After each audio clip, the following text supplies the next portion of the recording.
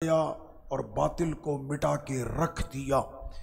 माले गनीमत जो बदर की वादी में मुसलमानों के हिस्से में आए, अनफाल उसी का जिक्र है। तो रब करीम ने सूरह अनफाल के शुरू में फरमाया कि मेरे महबूब वो आपसे पूछते हैं अनफाल के बारे में, तो आप कहिए कि अनफाल अल्लाह और उसके रसूल के लिए, और अल्लाह से डरो और अपनी जो है वो आपस में एक दूसरे की इस्लाह करो, अल्लाह और उसके रसूल की इताअत करो अगर तुम मोमिन हो। कि जिस तरह से सरवर कौनैन सल्लल्लाहु अलैहि वसल्लम ने गनीमत को तकसीम फरमाया, कुशादा दिल के साथ नबी के फ़ैसले को तस्लीम करो। मैंने कहा ये सहाबा की वो अजीम जमात है कि जिनके बेकरार दिलों को करार भी खुदा अता करता है। यानी उनका कोई भी मसला होता है तो उनके मसले में हल करने के लिए कौन आता है? रब्बे ज़ुल जलाल।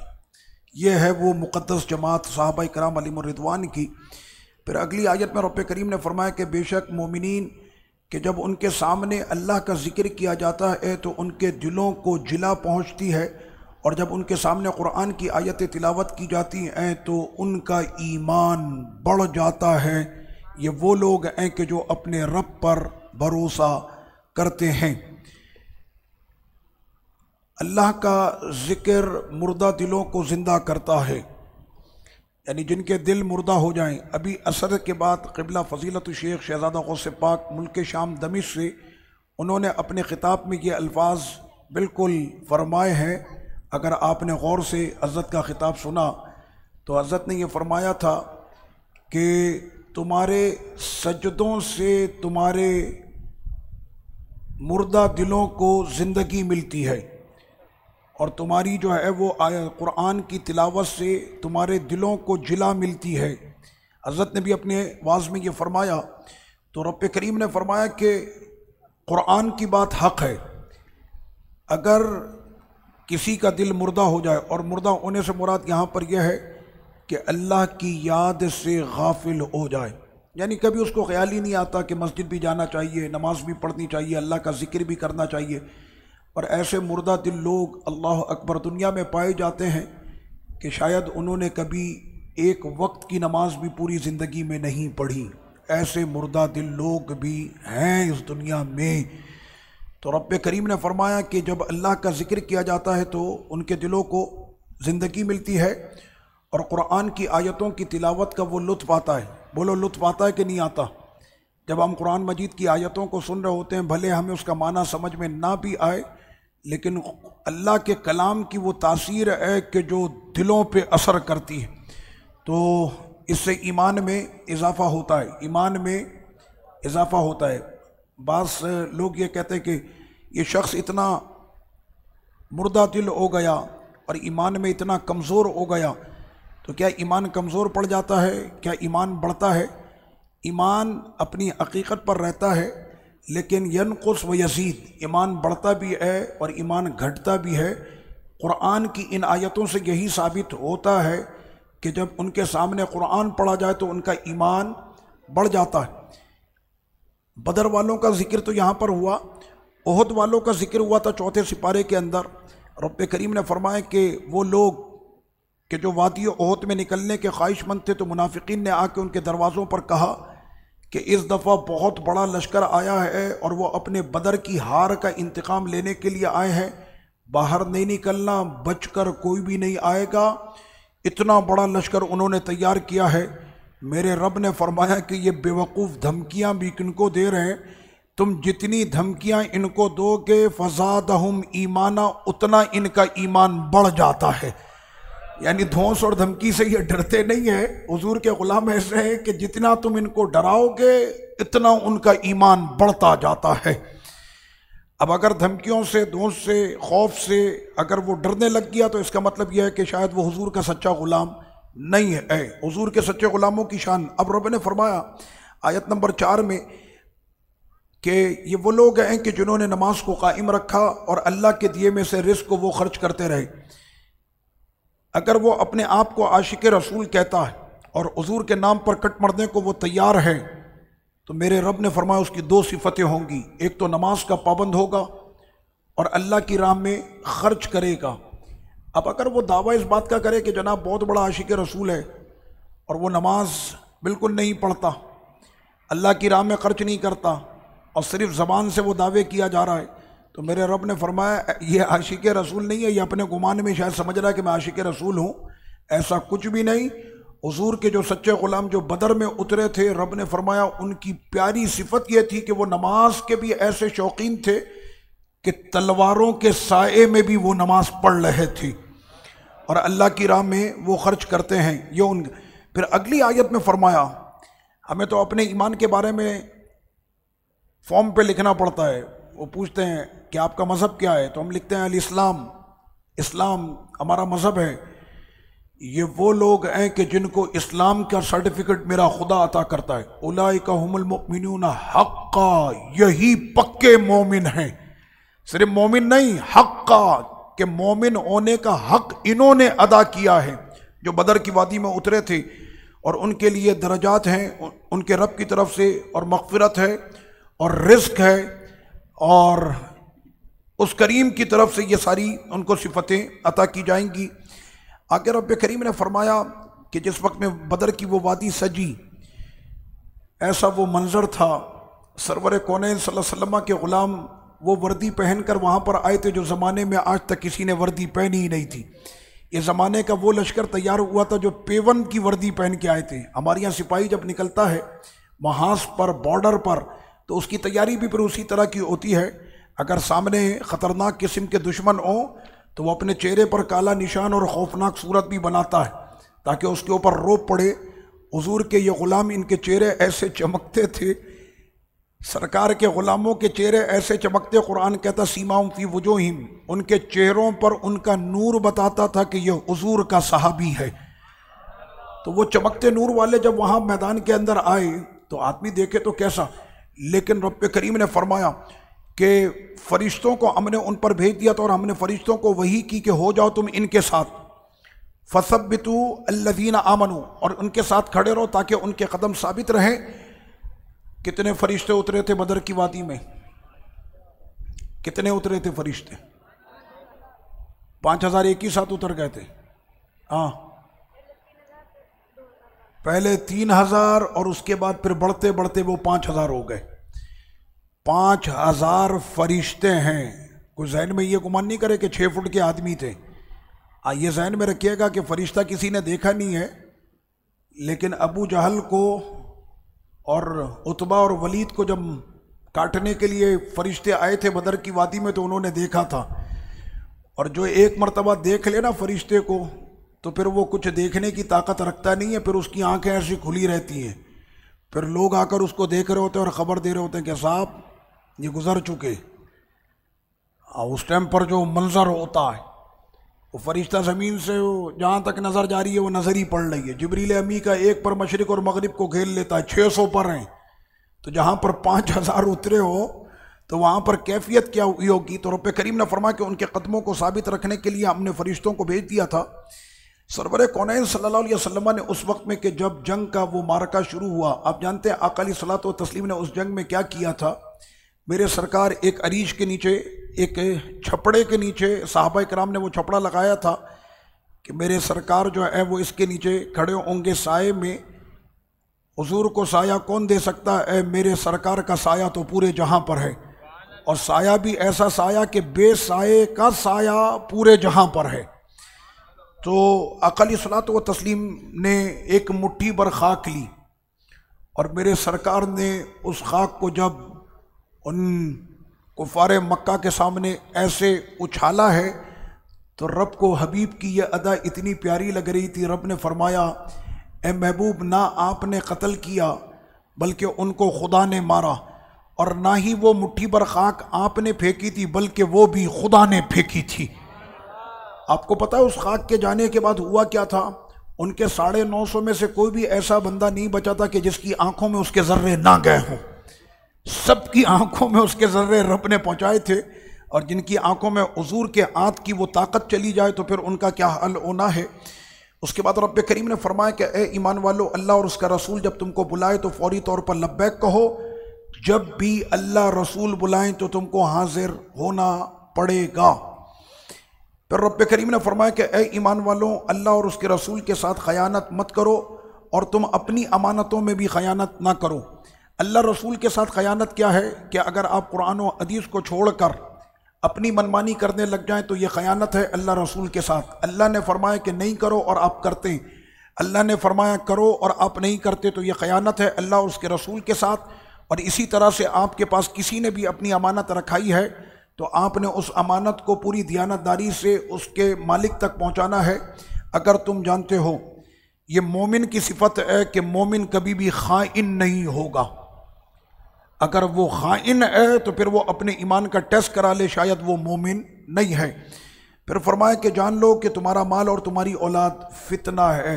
माल की कसरत इंसान को मुतकब्बिर करती है और औलाद की कसरत इंसान को बुज़दिल करती है। इस वजह से फरमाया कि तुम्हारा माल और तुम्हारी औलाद फितना है, लेकिन औलाद की तरबियत भी ऐसी की हो कि जब दीन का काम हो, खिदमत दीन हो, तो बेटा बाप बाद में हो और आगे औलाद चल रही हो तो उस बाप को फिर नाज करना होगा कि मैंने ऐसी तरबियत की है कि मैं तो दीन के खातिर बाद में निकलता हूँ, लेकिन मेरी औलाद उससे पहले जा चुकी होती है। फिर रब्ब करीम ने फरमाया आयत नंबर 23 में, माजी के अंदर बहुत सारी कौमें आई, कौम हूद आई तबाह हो गई, कौम नू आई तबाह हो गई, कौम लूत आई तबाह हो गई, और बहुत सारी कौम समूद, और इस तरह से कितनी कौमें, माजी में एक नहीं कमोबेश 1,24,000 अम्बिया कराम रसूलान इज़ाम 313 वो तशरीफ़ लाए, तो कितनी उम्मतें और कितनी कौमें आईं। मेरे रब ने किसी पर मक्खियों की और किसी पर टिड्डियों की और किसी पर जो है वो मच्छरों की और किसी पर खून की और किसी पर मेंढकों की ये बारिशें की हैं। जैसे मुल्क की फ़ोर्स होती है जो अपने बॉर्डर को संभालती है, ये मेरे खुदा की फ़ोर्सें हैं। और इन तमाम फ़ोर्सों में सबसे बड़ी फ़ोर्स कौन सी है? समंदर। ये सबसे बड़ी फ़ोर्स मेरे रब की ये सारी फ़ोर्सें हैं। तो रब करीम ने फरमाया कि क्या इस उम्मत के अंदर नाफरमान नहीं है? क्या इस उम्मत के अंदर बेईमान नहीं है? क्या इस उम्मत में काफिर और मुशरिकीन नहीं है? सब कुछ तो है। एलानिया बुत परस्ती हो रही है, एलानिया कुफ्र हो रहा है। एलानिया तौर पर अब तो इस्लाम के नाम पर ऐसे ऐसे आ गए। माअज़ल्लाह अभी एक क्लिप वायरल हुआ है, साबिका वज़ीर आज़म के लिए कोई कहता है कि शब कदर की शायद कदर ना हो, हमको तो वज़ीर की बहुत कदर है। माअज़ल्लाह जनाब इस तरह के अल्फाज, यानी उनकी ज़बानों में लगाम नहीं है, जो आया उन्होंने बक देना है। उनको क्या पता, वाकई में उसको नहीं पता कि शब कदर की कदर क्या है। मेरे खुदा ने फरमाया ये तो वो कदर वाली रात है जिसकी कदर भी कदर वाले जानते हैं। तो इस उम्मत के अंदर इतना सब कुछ होने के बावजूद समंदर रोज़ाना रब करीम से कहता है, ए मेरे मालिक तेरे बंदे बाज नहीं आ रहे, एक इशारा चाहिए, पूरे जहां को गर्क कर दूंगा, एक इशारा बस। रब फरमाता तूने पैदा किया है कि हमने पैदा किया है? हमारी नाफरमानी कर रहा है ना, तूने थोड़ी पैदा किया है, हमने तुझको पैदा किया। अंतुम तख्लुकूना व अम नहनुल खालिकून, क्या तुमने पैदा किया क्या हमने पैदा किया है? जब हमने पैदा किया, हम इनको कुछ नहीं कह रहे, तो तुम कौन होते हो? मेरे मालिक ये तेरी नाफरमानी इतनी होती है, उसके बावजूद भी इन पर अजाब क्यों नहीं आता? माजी के अंदर तो कौमों को अलग कर दिया। वजह यह थी कि माजी की कौमों के अंदर मेरे हबीब अपने वजूद के साथ इस ज़मीन पर ना थे, इस वजह से वो कौमें अलग हो गईं। ऐ मेरे हबीब मैं इनको अजाब दूं तो कैसे दूं कि जिनमें आप रहते हैं। यह है वो आयत, वमा कान अल्लाहु लियुअज़्ज़िबहुम व अंता फीहिम, इनको मैं अजाब कैसे दूं कि जिसमें हबीब आप रहते हैं। मैंने कहा वो कितना बड़ा गुस्ताख, वो कितना बड़ा बेईमान होगा कि जो ये कहे कि नबी नफ़ा नहीं पहुंचा सकता। मैंने कहा आज तू सांसें भी ले रहा है तो ये सदका भी आमिना के लाल का है कि अल्लाह तुम पे अजाब नाजिल नहीं करता, वरना माजी के अंदर कौमों को तबाह और बर्बाद कर दिया गया। तो रब्बे करीम ने फरमाया आयत नंबर 37 है कि अल्लाह ताला अनकरीब खबीसों को तैयबों से हटा देगा, दूर कर देगा। खबीस अलग होंगे, तैयब अलग होंगे। ऐसा नहीं है कि ये खबीस तैयबों के साथ हमेशा शामिल रहें। एक वक्त था कि मुनाफिकीन मुसलमानों के अंदर शामिल रहे, जिसका जिक्र मैंने आपसे किया भी था कि मुनाफिकीन अब्दुल्ला बिन उबई, जब सूरह मुनाफिकून हमने पढ़ी थी तो वहाँ पर वो जिक्र किया। लेकिन रब्बे करीम ने फरमा दिया कि अभी अब वो वक्त आ गया है कि खबीसों को तैयबों से दूर कर दिया जाएगा। और अक़ली सलात व तस्लीम फिर मस्जिद नबी शरीफ में ही फरमाया था, फ़लाँ बिन फ़लाँ उख़रुज अंत मुनाफिक, मस्जिद से निकल जा। मस्जिद से मुनाफिक को निकालना ये कोई बद अखलाक़ी नहीं, मेरे नबी की सुन्नत है। हम लोगों ने असल में इन सुन्नतों पर अमल करना छोड़ दिया। अच्छा मुनाफिक हम क्या करें, मेरा मोहल्लेदार है, मैंने तो उसको गले लगाना है। जिस दिन हमने हुजूर की सुन्नत और कुरान के हुक्म से रू गर्दानी की तो फिर ज़िल्लत और रुसवाई हमारा मुकद्दर बनी, और ऐसे ऐसे खबीस हमारे सामने कुर्सी और इख्तिदार के जो है वो इस मनसब पर वो फाइज हुए। वजह क्या थी कि हमने कुरान के हुक्म से रू गर्दानी की। मुनाफिक को अगर वहीं पर ठिकाने लगा देते तो फिर हमें ये दिन देखने की नौबत नहीं आती। तो रब ने फरमाया कि खबीस तैयबों के साथ नहीं रह सकते, तैयब अलग होगा, खबीस को हम वाज़े कर देंगे और खबीस को तैयब से जुदा कर दिया जाएगा। यहाँ पर एक अकीदे का मसला मैं आपको बता दूँ। एक तबका है जिनका ये अकीदा है बरमला कि हज़रत अबू बकर सिद्दीक, हज़रत उमर, हज़रत उस्मान और उसके अलावा जितने भी सहाबा, यानी 5 के नाम मैं आपको बताता हूँ। सैयदना मौला कायनात हज़रत अबू ज़र ग़िफ़ारी, हज़रत अम्मार यासिर, सैयदना मिक़दाद बिन असवद और हज़रत सलमान फ़ारसी। कहते हैं बस ये 5 जो थे ये ईमान पर कायम रहे, बकिया पूरी 1.25 लाख की जो जमात थी वो आका के पर्दा फरमाने के बाद ईमान से फिर गई थी। माअज़ल्लाह।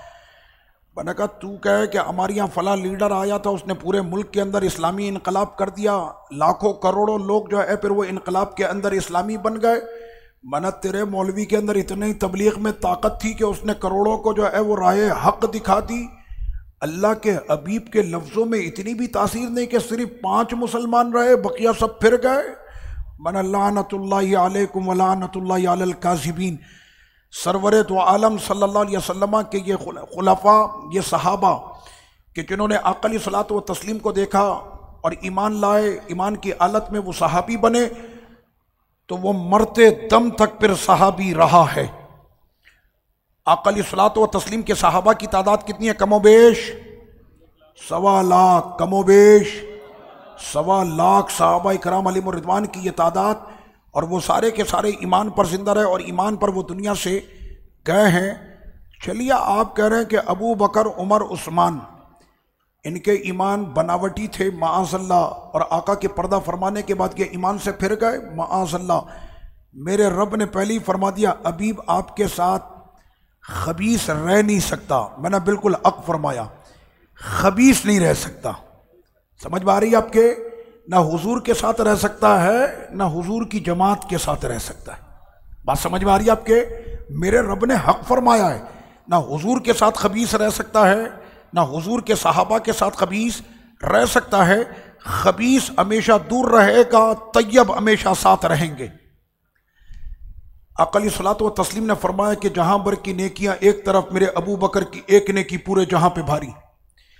जन्नत के 8 दरवाजे, नमाजी नमाज के दरवाजे से, रोज़ेदार बाबुर रैयान से, बाबुर सदका से, ये जन्नत के दरवाजे, उससे सब जन्नत में दाखिल होंगे। किसी एक दरवाजे से जिस इबादत से उसको ज़्यादा लगाव होगा। मेरे आका आपका कोई ऐसा भी गुलाम है कि जिसे जन्नत के 8 दरवाज़ों से आवाज़ आई? फरमाया हाँ है ना, अबू बकर है, इसको जन्नत के 8 दरवाज़ों से आवाज़ आएगी। सईदी फारूक आज़म रज़ियल्लाहु अन्हु के लिए फरमाया कि अगर मेरे बाद किसी नबी का आना होता तो उमर बिन खत्ताब होते। फारूक आज़म को खुदा से मांग कर लिया, सारे बने मुरीद रसूल, उमर मुरीद रसूल भी है, मुराद रसूल भी है। अल्लाह से मांग कर उमर बिन खत्ताब लिया। और जहाँ पर बात हो उस्मान गनी की, तो आका ने फरमाया कि मैंने अपनी एक नहीं 2 बेटियां उस्मान तेरे निकाह में दी हैं। अगर अल्लाह के रसूल की 40 बेटियां भी होती तो एक एक करके मैं सारी बेटियां उस्मान तेरे निकाह में दे देता। ये मकाम है इन लोगों का। तो रब ने फरमाया कि जिनको अल्लाह के महबूब ने, मैं आपको एक मज़े का वाक़या सुनाऊँ, मेरे साथ पेश आया। मैं इराक़ में था, जो हमारी बस चलाता था वो नजफ़ का ड्राइवर था, नजफ़ी, अरबी है, अरबी बोलता था।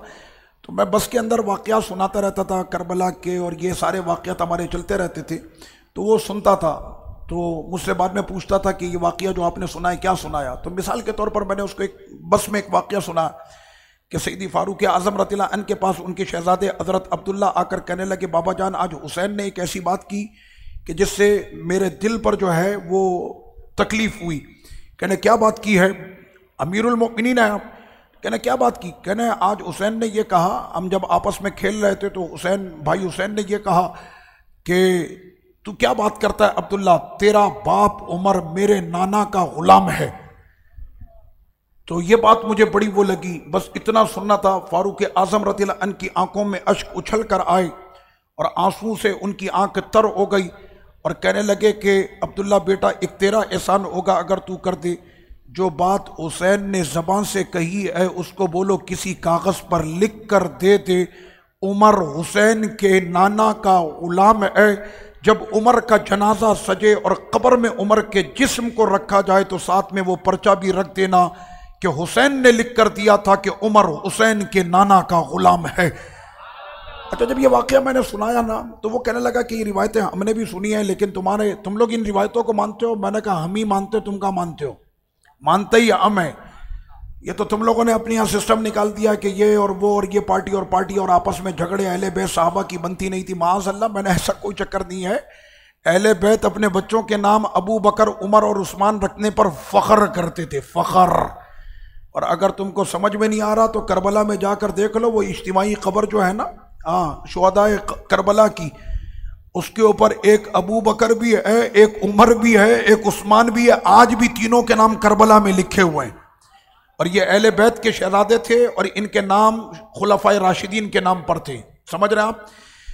तो उस पर उसने मुझे एक बात की, कहने लगा कि हम लोग जिस तबके से ताल्लुक़ रखते हैं, हमारे यहाँ बचपन से ये सिखाया जाता, उठते बैठते तुमने 3 सहाबा और माँ आयशा सिद्दीक़ा रज़ियल्लाहु अन्हा, उनकी शान में तुमने गुस्ताखी कर दी है। कहना यह हमारे यहाँ बाकायदा वजीफ़ा है, विर्द है, उठते बैठते इनको गालियाँ देनी। माअज़ल्लाह, मैं अभी आपको बता नहीं सकता, आपके दिल फटने लगेंगे कि जिस अंदाज में इन तीनों के लिए गुस्ताखी की जाती है।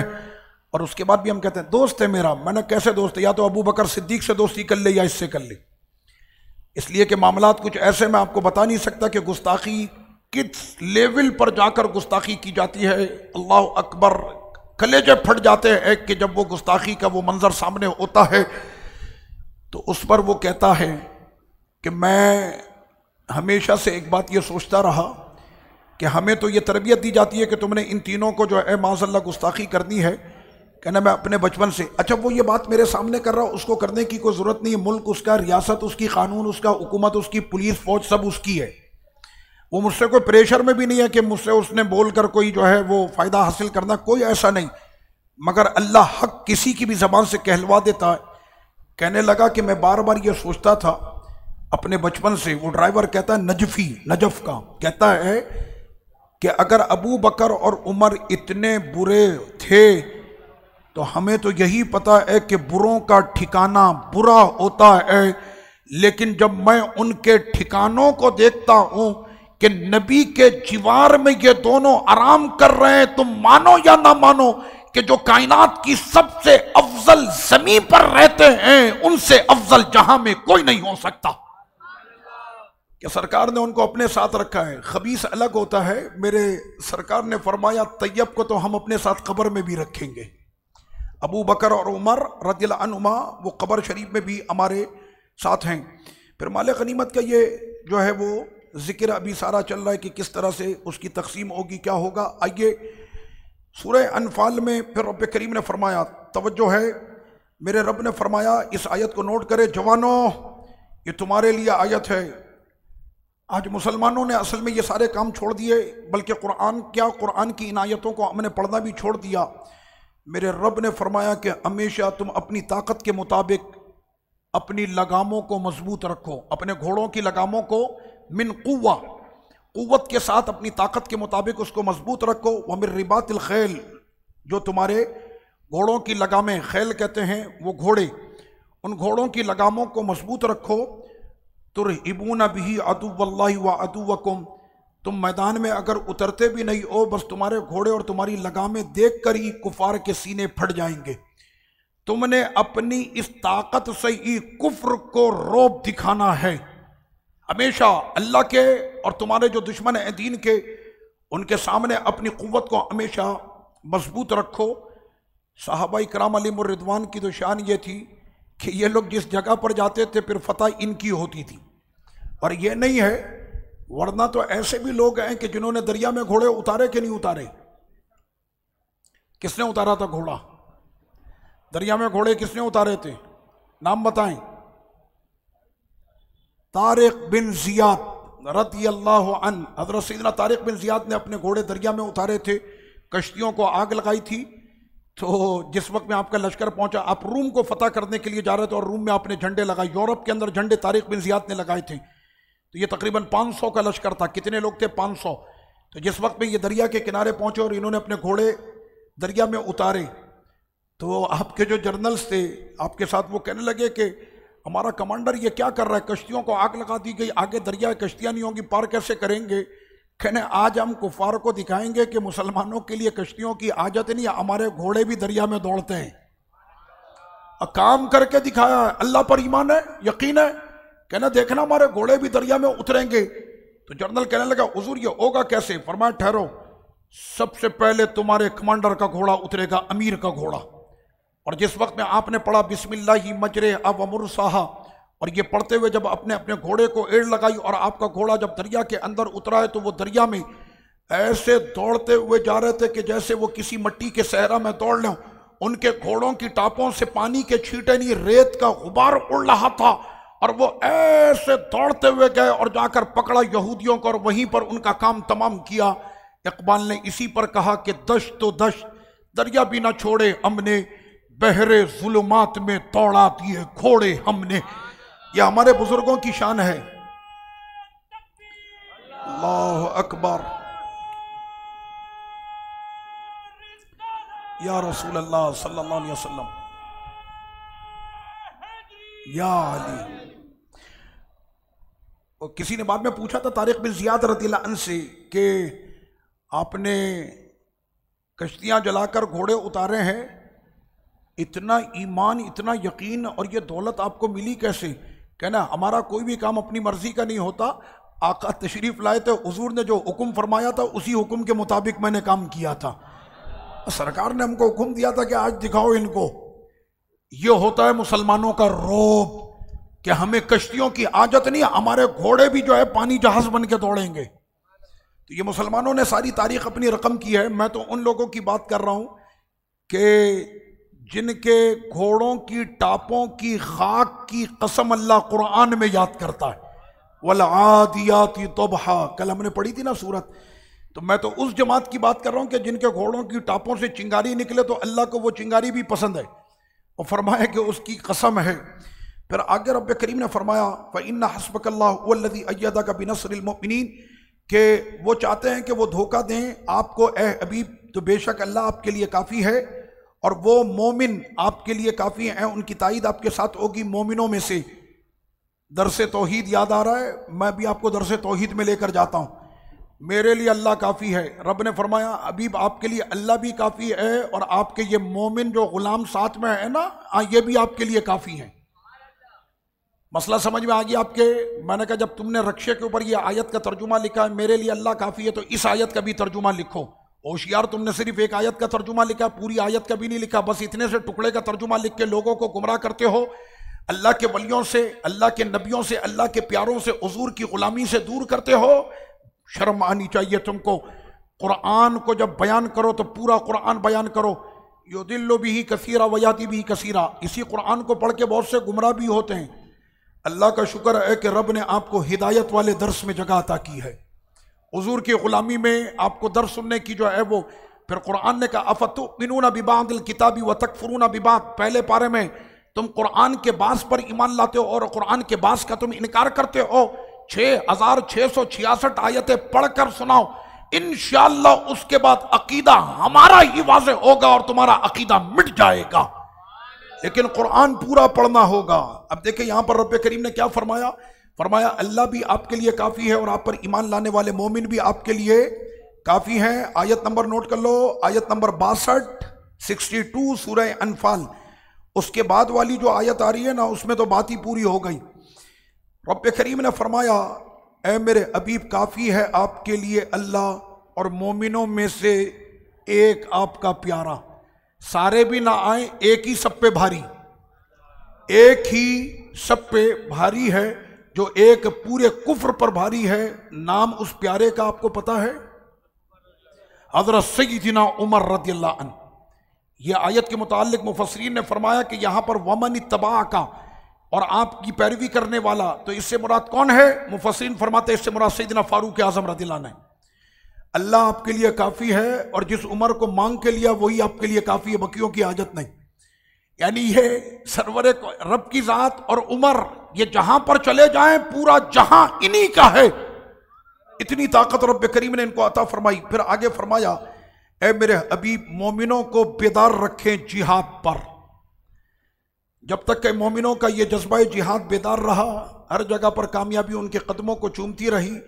65 की जंग में सिर्फ इतना ऐलान किया था जनरल अयूब खान ने कि ए वतन के फर्जंदाने वतन, वक्त आ गया है और एक मरतबा कुफ्र ने हम पर हमला कर दिया है अचानक, उठो अल्लाह अकबर की तकबीर लगाते हुए, आज तुम्हारे ईमान का इम्तिहान है। वो अयूब खान के 2 अल्फाज थे। हिंदुस्तान जो पूरी अपनी ताकत लेकर आया था इस गुमान के साथ कि हम आधे दिन के अंदर लाहौर में बैठ के नाश्ता करेंगे, उनके 500 टैंकों का रुख मुसलमानों ने वापस मोड़ दिया था। तो रब्बे करीम ने फरमाया कि ये ईमान वालों की ताकत है, तुम्हारी नजरों में पीछे नहीं किया, मैं तो अपने मुल्क से ही बात की है। और पूरी दुनिया के अखबारों के अंदर ये बात छपी थी 65 की जंग की। मुझे दमिश्क में प्रोफेसर ने ये बात बताई, मैं उनके कमरे में टीचर्स के रूम में गया तो उन्होंने कहा तुम पाकिस्तानी हो? मैंने जी।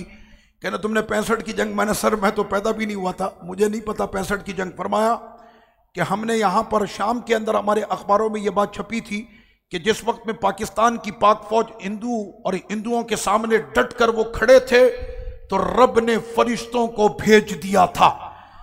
ये शाम के अखबारों में छपा है कि देखने वाली आंखों ने वो रूहानी ताकतों को देखा था जो उस वक्त में हिंदुस्तान के टैंकों को और उनके गोलों को पलट कर वापस उन्हीं पर फेंक रहे थे। तो रब करीम ने फरमाया कि ए हबीब, आपका काम है कि आप अपने गुलामों को हमेशा जिहाद के लिए बेदार रखें। अच्छा, फिर क्या होगा?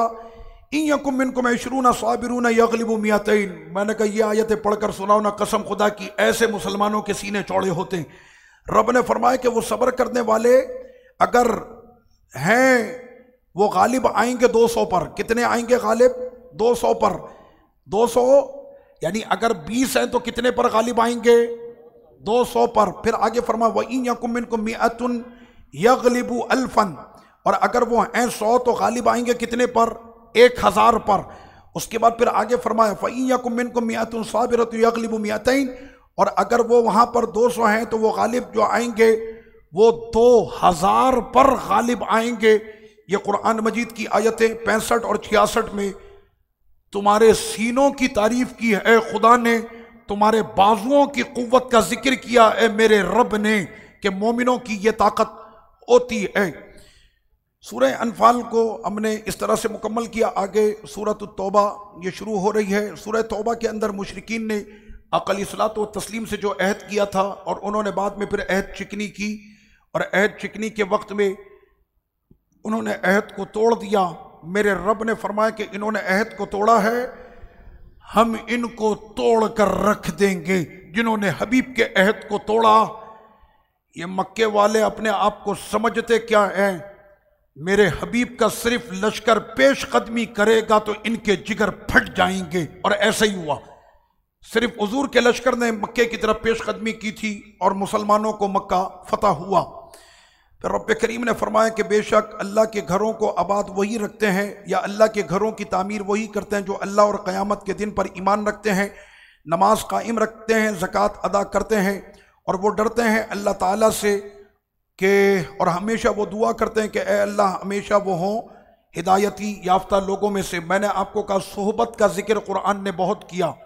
सच्चों के साथ रहना, मुखलिसीन के साथ रहना, हिदायती याफ्ता लोगों के साथ रहना, वरना कहीं ऐसा ना हो कि बुरों की सोबत तुमको बुरा ना बना दे। दरस कुरान को गौर से सुना करें। कुरान की आयतें दिलों पे असर करती हैं। अगर दिल किसी का मुर्दा है और कुरान की आयतों को सुनकर भी उसका मुर्दा दिल जिंदा नहीं होता, फिर तो वो अपने ईमान की खैर मना ले, वरना गौर से सिर्फ कुरान और जिक्र कुरान को सुना करे तो इंशाअल्लाह कुरान के जिक्र की बरकत से मुर्दा दिल भी जिंदा हो जाएंगे। ऐ ईमान वालों, मत बनाओ अपने बाप और अपने भाइयों को मददगार अगर वो पसंद करें कुफ्र को ईमान के बदले।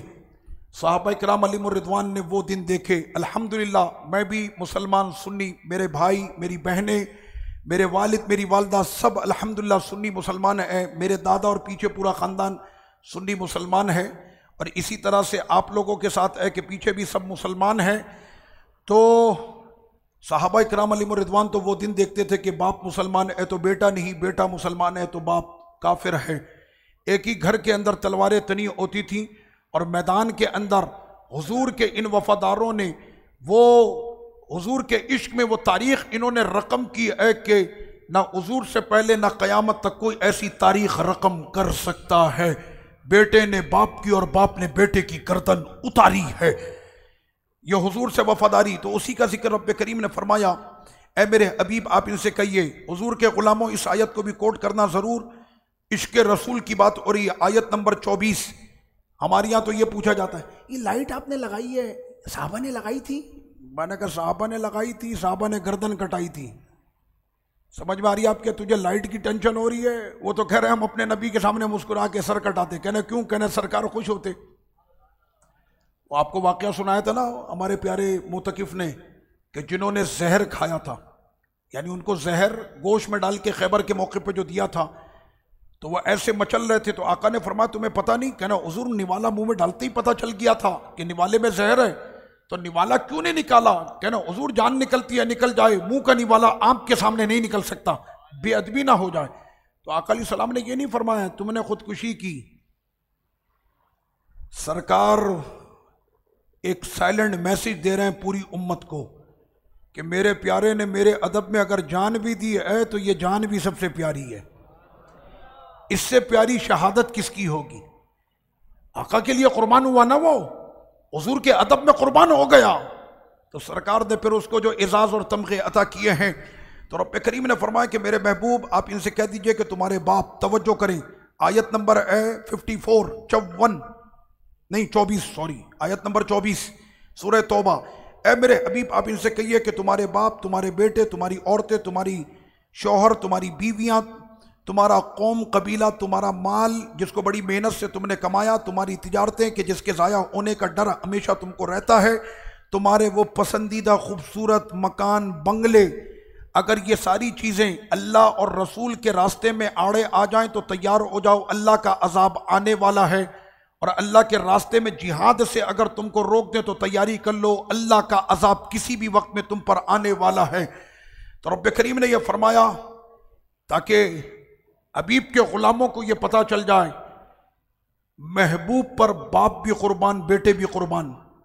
अब जो कहना कि आपने ये चरागा क्यों किया, आपने ये मिलाद क्यों किया, खैर अब कोई कहने का मुंह भी नहीं रखता, इसलिए कि जो काम कल तक हम करते थे और हम पर बिदअत के फतवे लगते थे, आज हमसे ज़्यादा ज़ोर शोर से वो खुद करने लग गए हैं, सिर्फ कौम को दिखाने के लिए।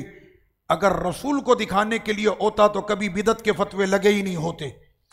हुजूर के गुलाम तो वो होते हैं ना कि जिनके सामने हुजूर का जिक्र हो जाए तो वो झूमने लगते। बस आका की बात हुई है, आका की नात हुई है, ख़त्म हो गई बात, अब हमने क्या करना है। और ऐसे ही होते हैं, और सरकार को ऐसे पसंद भी है। साहबा किराम अलैहिम रिज़वान क्या करते थे, बस कोई भी तरीका हो हुजूर खुश हो जाए, कोई भी तरीका हो मेरे आका खुश हो जाए, हमने हुजूर को खुश करना है, ये फ़र्ज़ है, ये वाजिब है, ये सुन्नत है। हुजूर ने हुक्म दिया, अल्लाह ने हुक्म दिया कि मेरे थूक को लेकर अपने चेहरे पर मलना, मेरे वजू के पानी को अपने चेहरे पर मलना, मेरे नाक के मोती अपने चेहरे पर मलना, मेरे रेत के जर्रात के ऊपर टूट पड़ना। उस्मान गनी चले आका अलैहिस्सलाम के साथ, पीछे चल रहे आगे आका है। और आज उस्मान गनी के घर का जो है वो नूर से बारिश होनी है, नूरानी बारिश उस्मान गनी के काशाने पर, क्योंकि आका आज तशरीफ़ ला रहे हैं उस्मान गनी के काशाने पर, दावत है सैयदना उस्मान गनी के यहाँ पर। तो गनी तो फिर गनी था, हम तो यहाँ पर इतना खर्चा आपने कर दिया, किसी गरीब बच्ची की शादी करा देते। मैंने कहा गरीब बच्ची की शादी आपको इसी वक्त में याद आती है? 12-11 महीने के अंदर इतनी फजूल खर्ची होती है, फंक्शन में, पार्टी में, मेहंदी में, मायों में, इसमें उसमें, क्रिकेट के मैचों में, खेलों में, और कितनी खुराफात। वो बर्फ़ देखने जा रहा है मरी में, उसके अंदर किसी को गरीब बच्ची याद नहीं आती। जैसे ही मिलाद का पहला झंडा लगा, खर्चा कर दिया आपने, गरीब की बच्ची की शादी करा देते। मैंने कहा तेरे को अभी गरीब की बच्ची याद आ रही है? और इतने सारे मामलात होते हैं उसके अंदर गरीब की बच्ची याद नहीं आती। सहाबा इकराम अलैहिम रिदवान क्या करते हैं, उस्मान गनी पीछे पीछे चल रहे हैं, आका के जितने कदम उठते हैं उस्मान गनी काउंट कर रहे हैं, 1 2 3 4। आका के काशाने से उस्मान गनी के घर तक। उस्मान ये क्या कर रहे हो? कहना हुजूर आपके कदमों को गिन रहा हूं, कितने कदम उठे? कहने करोगे क्या? कहने अभी देखे आपका उस्मान करता क्या। जितने कदम हुजूर के उठे थे उतने गुलाम उस्मान गनी ने आजाद किए। अल्लाह अकबर। या रसूल अल्लाह सल्लल्लाहु अलैहि वसल्लम, या अली। तो आका अलैहिस्सलातु वस्सलाम के लिए रब्ब करीम ने फरमाया कि उनसे मोहब्बत का अदना हक। मुतकिफीन याद कर लो, जिंदगी भर का फार्मूला कायदा तुमको दे रहा हूं, जिंदगी भर का। और मरने से पहले अपनी नस्लों को सिखा देना, इंशाअल्लाह अगर वो उस अकीदे पर कायम रहे तो तुम्हारी कब्रों के अंदर चरागा होगा। सिखाना यह है अपने बच्चों को कि नबी की मोहब्बत का अदना हक यह है कि उन पर तुम्हारे बाप भी कुर्बान, तुम्हारे बेटे भी कुर्बान। ये चरागा और ये झंडे और झंडिया और मिलाद के जलसे नियाज और लंगर ये तो कुछ भी नहीं है। उन पर ये गर्दने ये कुर्बान है उनके लिए। ये मेरे रब ने फरमाया। और फरमाया कि अगर तुमने ऐसा अकीदा नहीं रखा ना तो तुम्हारा अकीदा ही नहीं है, तुम्हारा अकीदा ही नहीं है, तुम्हारा ईमान ही नहीं है। सहाबा किराम ने इस तरह से करके दिखाया। फिर रब्बे करीम ने फरमाया आगे, यहां पर यहूदियों का जिक्र हुआ कि यहूदियों ने कहा कि उज़ैर अलैहिस्सलाम अल्लाह के बेटे हैं, और ईसाइयों ने कहा, ईसाइयों ने क्या कहा? ये मैं कभी कभी चेक कर लेता हूं कि आप लोग कितने गौर से दर्स सुन रहे हैं। और ईसाइयों ने कहा नहीं, जवाब सही आया, इसका मतलब पार्टी बिल्कुल एक्टिव होकर बैठी है। मैंने कहा बात मैं ऐसी कर रहा हूं इस वक्त में, तो फिर ऐसा हो ना कि जब कुरान की इन आयतों की गर्मी आती है ना, फिर हरारत यहां पर महसूस होती है। ना हो तो चेक करे अपना ईमान। तो रब्ब करीम ने फरमाया कि यहूदियों ने हजरत उज़ैर अलैहिस्सलाम को खुदा का बेटा बनाया और ईसाइयों ने हजरत ईसा अलैहिस्सलाम को खुदा का बेटा कहा। और उनका ये कहना उनकी अपनी मुंह के, उनकी अपनी ख्वाहिश थी। उन्होंने इस तरह से कहा, अल्लाह ताला इन तमाम चीज़ों से जो है वो बेटों से और इन चीज़ों से मेरा रब पाक है। ये कला फ़कत उनकी इफ्तिराआत थी कि जो उन्होंने रब्ब करीम पर इस तरह की इफ्तिरा बांधी। वो चाहते हैं कि वो बुझा दें अल्लाह के नूर को अपने मुंह से, लेकिन अल्लाह अपने नूर को पूरा करेगा अगरचे काफिरों को बुरा लगे। महबूब भी रहेंगे और महबूब का ये चमकता इस्लाम भी क़यामत तक रहेगा। रखने वाला कौन है? रब ने फरमाया अल्लाह है। पूरा कुफ्र मिलकर भी चाहे कि इस्लाम के इस चिराग को बुझा दे, मेरे रब ने फरमाया इसमें तेल ना भी हो ये तब भी जलता रहेगा। 18वें पारे में फरमाया कि इसमें तेल ना भी हो तो ये तब भी जलता रहेगा, मेरे नबी का नूर चमकता रहेगा। उसके बाद रब्बे करीम ने फरमाया कि वही रसूल के जिनको रब्बे करीम ने भेजा हिदायत और दीन हक के लिए, ताकि वो तमाम दीनों के सामने दीन इस्लाम की हक्कानियत को पेश कर दें अगरचे मुशरिकीन उसको बुरा समझे। क्या मतलब? तुम जब अलम इस्लाम उठाओगे काफिर तुम्हारे सामने आएगा जरूर। तुम्हारा बहुत अच्छा कुलीग हो ना, मैंने सही बोला है ना, कुलीग कहते हैं ना, दोस्त ऑफिस के अंदर जो होता है। आपने जहां होता है मेरे पास आके मसला पूछते हैं कि जनाब हमारा कुलीग है हिंदू है, हमारा कुलीग है ईसाई है।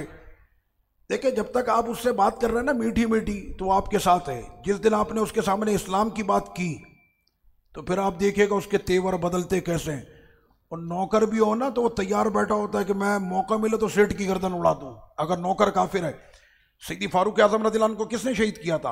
आपके गुलाम ने, मजूसी था वो, अबू लुलू फिरोज। और सैयदी फारूक आजम को धमकी देकर गया था, ऐसी चक्की बनाने वाला हूँ सब कुछ पिसेगा। फारूक आजम रज़ियल्लाहु अन्हु ने फरमाया मुझे कत्ल की धमकी देकर गया। मैंने कहा फारूक आजम आप कुछ नहीं कर रहे? कहना तुमको पता नहीं मेरे दिल की नरमी भी तो है। तुमने सिर्फ उमर का जलाल सुना है, उमर के पास नरमी भी तो है। आधी रात को भेष बदल के बच्चों को खाना खिलाता है जाके, आधी दुनिया पर हुकूमत भी करता है। अगर इशारा करते तो उस गुलाम के ना जाने कितने टुकड़े होते। और उसी ने फिर वार किया था और सैयदी फारूक आजम रज़ियल्लाहु अन्हु को शहीद किया था। मेरा काम हो गया, मेरे सरकार ने मुझे यही तक करने का हुक्म दिया था, आगे के मुझे हुक्म नहीं है। मेरा टाइम और मेरा काम पूरा हो गया। अब मेरी शहादत का वक्त हो गया और मैंने शहीद होना है। ये जहां के वो शहीद हैं कि जिनको बचपन में ही उनकी बातें बता दी गई। आका अलैहिस्सलाम ने कब फरमाया था सैयदी फारूक आजम को? किसी को पता है? मेरा उमर शहीद होगा जी। कौन सा पहाड़ था? उहुद, जबल उहुद पर आका अलैहिस्सलाम तशरीफ लाए। साथ में सिद्दीक़ अकबर, फारूक आजम और उस्मान गनी भी थे। इन तीन यारों के साथ जब हुजूर उहुद पर आए तो ये उहुद, वो प्यारा शक्ल तो इंसान वाली उसकी नहीं है, लेकिन रुतबे में सहाबियत वो भी रखता है, जान भी रखता है, पहचान भी रखता है। आका तशरीफ लाए तो झूमता भी है। तो आका उसको एड़ी मार के फरमाते हैं, क़िफ़, ठहर जा, व इन्ना अलैका नबी, तुझ पर एक नबी, व सिद्दीक, एक सिद्दीक, व शहीदान, और दो शहीद हैं। कौन थे वो दो शहीद? सैयदी फारूक आजम, सैयदना उस्मान गनी रदियल्लाहु अन्हुमा। आका हम शहीद होंगे, हमें बचा लें, तलवारों की ज़रबें लगेंगी, बड़ी तकलीफ होगी। जिस वक्त में इनको हुजूर ये तमगे देते थे, ये खुशी में झूमते थे कि आका ने मुझको ये तमगा अता कर दिया। इसीलिए मैं बार बार दुआ करता हूं कि मेरे मालिक, अगर ये गर्दन तेरी बारगाह में मकबूल है तो मौका हमें भी अता फरमा। इसका जो मज़ा जिसको मिल जाता है ना, तो आदमी दुआ करे कि ये मौका मिले हुजूर के नाम पे सर कटे। तो सैयदी फारूक आजम और ये सारे, सैयदना इमाम हुसैन पाक रज़ियल्लाहु अन्हु के तो बचपन में बता दिया था मेरा हुसैन करबला में शहीद होगा। तो ये सारे, ये वो लोग हैं कि जिनको बचपन में इत्तला दे दी गई थी कि आप लोगों का मुस्तकबिल क्या होगा, ज़माने के सबसे बुलंद रुतबा लोग आप ही लोग होंगे। यहाँ पर रब करीम ने आयत नंबर 35 के अंदर फरमाया कि वो लोग के जिन्होंने अपने ख़जानों को जमा करके रखा और अल्लाह की राह में उसको खर्च नहीं किया। अल्लाह अकबर। रब करीम फरमा रहा है कि उनके ये कंज, उनके ये ख़जाने जो हैं वो सांप और बिच्छू बन के, सोना और चांदी, ये कब्र के अंदर उनके मुंह के ऊपर ऐसे चिपकेंगे और कहेंगे कि अम्मी तेरे ख़जाने हैं, फबश्शिर बि अज़ाबिन अलीम, उनके लिए दर्दनाक अजाब है। ज़माने का वो बेवकूफ़ इंसान होगा कि जो करोड़ों अरबों खरबों जमा करके खाया पिया कुछ नहीं, कहना क्यों, कहना शुगर है, ब्लड प्रेशर है, हाई ब्लड प्रेशर है, लीवर ख़राब है, पित्ता ख़राब है, फला निकल गया, ये निकलने वाला है। तो भाई ये इतना करोड़ों अरबों तूने जो जमा करके बच्चों के लिए रखा है, काम आएगा बच्चों के? मैंने कहा बच्चों के काम आएगा, कब्र में तुझे हिसाब देना होगा। समझ में आ रही है? मैंने कहा वो लोग प्यारे थे जो अपना दामन झाड़ा और कब्र में चले गए। सिद्दीक़ अकबर, जिस वक्त में आपके विसाल का वक्त हुआ तो आपके पास क्या था? टोटल हाकिम वक्त है, कई मुल्कों की रियासत का हाकिम है। एक प्याला है, एक चादर है, और गालिबन ऐसे कोई एक बर्तन था आपके पास, और एक जोड़ा था आपके पास, या दो जोड़े थे। सईदा सिद्दीक़ा रज़ियल्लाहु अन्हा से फरमाया कि मेरे ये कपड़े, ये प्याला और कमर पे बांधने का ये पटका, ये सब सदका कर देना। चादरें दो लेना, एक मेरे पास है पहले से, इन तीन चादरों से मेरा कफन कर देना। सईदा सिद्दीक़ा ये सुनकर रोने लगी कि बाबा जान, इतने भी बुरे हालात नहीं कि हम दो चादरें नहीं खरीद सकते, तीन चादरें नहीं खरीद सकते। फरमाया कब्र में अबू बकर से उसकी चादरों का नहीं पूछा जाएगा, जिसका पूछा जाएगा अबू बकर ने उसकी तैयारी करनी। कहने ये प्याला और ये किसको दें, ये तो इतना पुराना हो गया। फरमाया माले गनीमत में भिजवा दो, किसी मेरे मोमिन भाई के काम आ जाएगा। ये थी टोटल जायदाद, टोटल जागीर सैयदना सिद्दीक़ अकबर रज़ियल्लाहु अन्हु की। ये थे वो लोग जो मुसैलमा को आंखों में आंखें डालकर कहते हैं मुसैलमा तैयारी कर ले, अबू बकर का लश्कर आ रहा है। ये ऐसे बात करने वाले लोग थे, उसके लिए जिगरा चाहिए। तो उन्होंने अपनी ज़िंदगी का मिजाज ये बनाया था। अब हम अपना मिजाज ये बना ले कि जनाब एक मोहल्ले से दूसरे मोहल्ले में हेलीकॉप्टर में बैठ के जाए। वो किसी ने पोस्ट लगाई, कहने इंग्लैंड जिसका माल खा के हम लोग बैठे हुए हैं, उसका वज़ीर आज़म साइकिल पे घूम रहा है, और जो माल खा के बैठे हैं उसका वज़ीर आज़म हेलीकॉप्टर पे घूमता है। क्या बात है। और कौम भी हमारी ऐसी निराली कौम है, वो सब देखने के बावजूद भी कहती है बड़ा सॉलिड आदमी है। मैंने कहा अच्छा, तुमको ज़्यादा सॉलिड मिल गया। अब यहाँ पर रब करीम ने फरमाया, उस गार का यहाँ पर जिक्र हो रहा है, गार सौर का। आयत नंबर है 40। मेरे हबीब की मदद करोगे, अगर तुम नहीं करते तो अल्लाह करेगा। कोई बात ही नहीं है, करोगे मदद, मेरे रसूल के साथ चलोगे, रसूल की मदद करोगे, तुम नहीं करते अल्लाह करेगा, तुम्हारी हाजत भी नहीं है। तो रब ने फरमाया अगर तुम करोगे तो इसमें रसूल पर कोई एहसान नहीं कर रहे, दीन पर कोई एहसान नहीं कर रहे। ये दीन का एहसान है कि उसने तुम्हारी खिदमत को कबूल कर लिया, ये दीन का एहसान है। हम जो ये समझते हैं ना कि हमने एहसान किया, माज़अल्लाह, तुम करोड़ों क्या अरबों खरबों भी दे दो, माँ के पेट से लेकर आए थे, खुदा ने तुमको दिया है, तो ये कोई दीन पर एहसान नहीं है। तो रब्बे करीम ने बिल्कुल वाज़ेह तौर पर दो टोक लफ्ज़ों के अंदर फरमा दिया, करोगे दीन की मदद, करोगे हबीब की मदद, करोगे तो ठीक, नहीं तो फिर रब करेगा। और तुमने देखा नहीं कैसे कि रब ने अपने हबीब की मदद, इज़ अखरजहुल्लज़ीना कफरू, कि जब कुफार ने उनको निकाला मक्के की ज़मीन से, सानी अस्नैनी इज़ हुमा फिल गार, दो में के दूसरे गार में, दो में के दूसरे गार में, इज़ यक़ूलु लिसाहिबी, जब वो कहते हैं अपने सहाबी से, सिद्दीक़ अकबर ही वो वाहिद सहाबी है कि जिसको कुरान ने सहाबी कहा है। इसीलिए उलमा मुत्तफ़िक़ हैं इस बात पर कि सिद्दीक़ अकबर का गुस्ताख बिला शक ईमान से खारिज है, इसलिए कि वो कुरान का मुनकिर है। तो सैयदी सिद्दीक़ अकबर रज़ियल्लाहु अन्हु को आका अलैहिस्सलातु व तस्लीम ने उस वक्त फरमाए, जिस वक्त में कुफ़ार पहुंचे ना गार के मुंह पे, तो सिद्दीक़ अकबर बहुत घबरा रहे थे, क्या कुर्बानी दी है मेरे दादा सैयदना सिद्दीक़ अकबर रज़ियल्लाहु अन्हु ने। आप यकीन करें, जब मैं उनकी कब्र शरीफ के पास से गुजरता हूँ ना, तो मैं तो ऐसे हाथ कर लेता हूँ, मैं अपनी हरकत बता रहा हूँ, मैं ऐसे हाथ करके गुजरता हूँ कि हमारे ये मुंह इस काबिल नहीं है कि हम उस ख़ानदान के लोग हैं कि जिनके दादा ने वो 2.5 मील का गारे सौर है आका को अपने कांधे पर बैठा कर लेकर गए थे। और जब गार पर पहुंचे हैं ना, तो सिद्दीक़ अकबर रज़ियल्लाहु अन्हु ने क्या किया, कहने लगे आका पहले मैं उतरूंगा, आप नहीं जाइए, कहीं गार में कोई मूजी ना हो।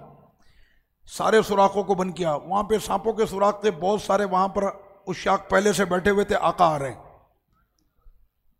इतना हल्का, सुभान अल्लाह। वो सांप भी तो हुजूर से इश्क करते हैं ना, जहां की कौन सी ऐसी नेमत नहीं है कि जो हुजूर से मोहब्बत ना करे। तो बहुत सारे वहां पर थे मुंतज़िर।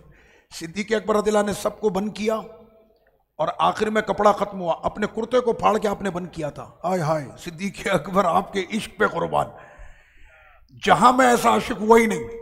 अपनी कमीज को पड़ा, सारे सुराखों को बंद किया, आखिर में जो बच गया ना, उस पर अपने हाथ का या पाँव का, इस तरह से रिवाज मिलती है कि पैर का अपने अंगूठा रखा। अब आका अलैहिस्सलाम से कहा सरकार तशरीफ लाए, आका अलैहिस्सलाम तशरीफ ले आए। तो आका अलैहिस्सलाम से सिद्दीक़ अकबर कहते हैं हुजूर आप आराम फरमाएं। ऐसे हुजूर ने अपना सरे अनवर आज अबू बकर की जब गोद में रखा तो फारूक आज़म को भी रश्क आ गया। कहने लगे अबू बकर, उमर अपनी और अपने पूरे ख़ानदान की सारी नेकियां तुमको देता है, मुझको गारे सौर की एक रात दे दो, बस एक रात, वो रात दे दो बस। उमर भी उस पर कुर्बान, उमर का पूरा ख़ानदान उस पर कुर्बान है, बस वो एक रात मुझे दे दो।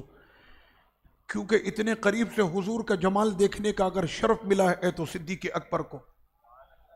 ऐसे हुजूर का सरे अनवर था और सिद्दीक़ अकबर रज़ियल्लाहु अन्हु हुजूर के जमाल को देख रहे थे। तो वहाँ पर कोई आया सुराख में, उसने पहले प्यार से चूमा सिद्दीक़ अकबर को, भाईजान हमें भी इजाज़त दी जाए, हमने भी देखना है, बहुत दिन से यहाँ पर इंतज़ार में थे कि आका आएंगे तो हम भी देखेंगे, ये मोहब्बत की बातें हैं। तो उसने पहले प्यार से समझाया, जब उसका इश्क उसको तड़पाने लगा तो उसने इश्क में डूबकर, कौन है अबू बकर को मारे रज़ियल्लाहु अन्हु, उनको ये पता है ये हमारे आका को लेकर आए, हम कैसे इनको अज़ियत पहुंचाएंगे, आप क्या समझ रहे हैं। वो जानवर भी हुजूर के आशिकों को पहचानते हैं। हज़रत सफ़ीना का एक बड़ा मशहूर वाक़या है, आप कैद से रिहा हुए थे, काफिरों की कैद से आप फरार हुए, भागे, तो जंगल में रास्ता भूल गए, सामने शेर आ गया, तो शेर ने जैसे ही हमला किया ना आपको खाने के लिए, भाई गले मिलने के लिए तो नहीं करेगा ना, शेर ने हमला करने के लिए जैसे ही आप पर छलांग लगाई है, आपके मुंह से लफ्ज़ क्या निकले, अना मौला रसूलिल्लाह, मैं रसूलुल्लाह का गुलाम हूँ। तो शेर ऐसे खड़ा हो गया जैसे कोई पालतू कुत्ता अपने मालिक को देख के खड़ा हो जाता। तो आप क्या समझ रहे हैं, आका अलैहिस्सलातु वस्सलाम से पूरा जहां मोहब्बत करता है, तो उससे पहले चूमा कि किसी तरह से ये मुझको थोड़ी सी जगह दे दे, मैं भी देख लूं। लेकिन आखिर में उसका इश्क जब सर पर चढ़ा तो उसने फिर बेकरारी के अंदर डंक मारा सिद्दीक़ अकबर रज़ियल्लाहु अन्हु के अंगूठे पर, और सिद्दीक़ अकबर रज़ियल्लाहु अन्हु की फिर वो तकलीफ, अंगूठा तो तब भी नहीं हटाया आपने, हाँ अंगूठा लगा के रखा हुआ है, कहना अबू बकर की जान जाती है चली जाइए, तो जान रखी अपने नबी के लिए, हाँ ये कुर्बान होने के लिए तो है, जाती है चली जाए कोई मसला नहीं, अंगूठा नहीं हटेगा, हाँ जब तक मेरी आखिरी सांस है उस टाइम तक अंगूठा तो रखूंगा। तो आका अलैहिस्सलातु व तस्लीम के रुखसार मुबारक पे सिद्दीक़ अकबर के वो आंसू जो शिद्दत तकलीफ से निकले, तो आका अलैहिस्सलाम, क्या हुजूर को नहीं पता क्या कुछ होना है, अबू बकर अभी गारे सौर में एक आजमाइश होनी है और तुमने उसमें पास भी होना है। तो आजमाइश से गुजर गया सिद्दीक़ अकबर। आका अलैहिस्सलाम ने फरमाया क्या हुआ, कहना हुजूर ऐसा ऐसा हुआ है। आका अलैहिस्सलाम ने अपना लुआब दहन उस जगह पे लगाया और उसी वक्त वो सारी तकलीफ चली गई।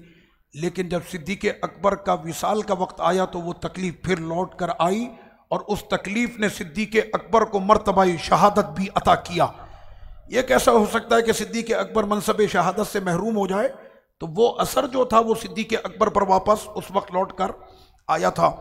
तो रब्बे करीम ने सिद्दीक़ अकबर रज़ियल्लाहु अन्हु ने उस वक्त में जानते क्या कहा, जब गार के बिल्कुल मुंह पर कुफार पहुंच गए ना, मेरे रब ने मकड़ी को भेजा, उसने वहां पे बुना जाला, फरमाया ओ कुफ्र की बड़ी बड़ी ताकतों, मुझे बड़ी हैरत होती है, इय्याका नाबुदु व इय्याका नस्तईन सुबह से शाम तक 50 मरतबा पढ़े और इस आयत पर उसका यकीन ही ना हो, तो पता ये चला सिर्फ कौम को दिखाने के लिए।